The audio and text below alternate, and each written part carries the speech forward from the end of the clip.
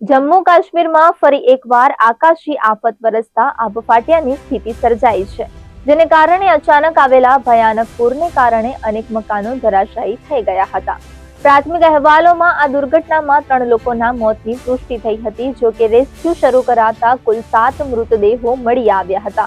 હજુ પણ અભિયાન ચાલુ છે અને અનેક લોકો કાટમાળમાં દટાયેલા હોવાની આશંકા છે.